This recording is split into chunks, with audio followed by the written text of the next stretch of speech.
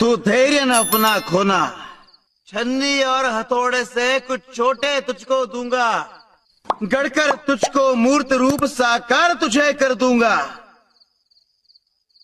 दूंगा जब आकार तुझे, तू साथ मेरा देना। निर्जीव नहीं सजीव है तू, बेबोल नहीं अनमोल है तू। पाषाण जो तुझे समझता है, उसको जीवन तुझ में दिखलाऊंगा। गढ़कर तुझको आज मैं अनमोल बनाऊंगा। स्वामी, तुम्ही कुठं आहात?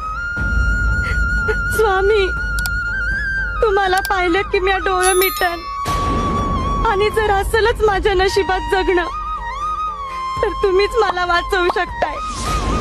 सगळी भिस्त आता तुमच्यावर आहे।